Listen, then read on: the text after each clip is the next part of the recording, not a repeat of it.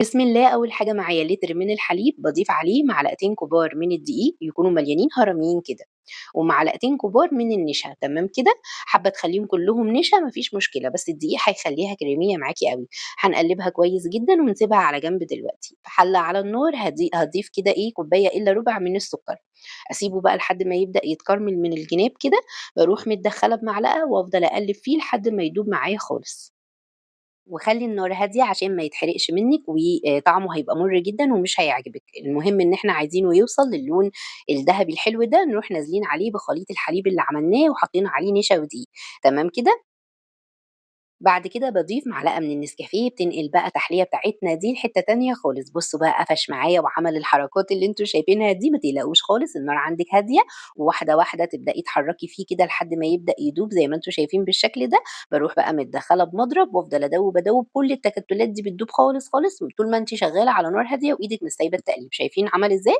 خلاص كده هو استوى معايا. هانزل بمعلقة كده كبيرة من الزبدة أو السمنة وخلاص على كده هاطفّي عليه. طبعًا مش هاحط فانيليا عشان أنا عايزة طبعًا ريحة النسكافيه هي اللي تبقى طالعة. خلاص طفّيت عليه بالشكل ده. بُصّوا القوام عامل إزاي.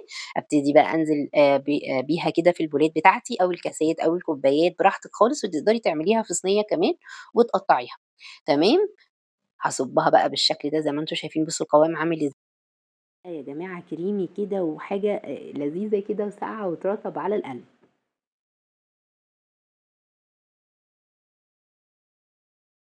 بعد بقى ما اخلّص الكمية عندي بالشكل ده زي ما أنتم شايفين، عملوا لي 5 أطباق كبار كده حلوين، بادخّلهم التلاجة عشان يبردوا حوالي ساعة بس كده.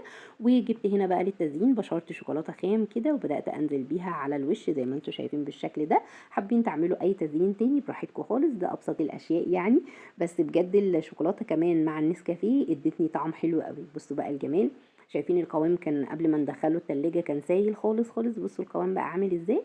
بقى كريمي كده وناعم وطعمه حلو. بُصّوا هتفضلوا تاكلوا معلقة ورا معلقة ورا معلقة، بجد مش هتشبعوا منها ومن جمالها، حقيقي بترطّب على القلب، طعمها حلو كده وتصحصح وتفوّق. إن شاء الله تجربوها وتعجبكم. بألف هنا وشفا وبس كده.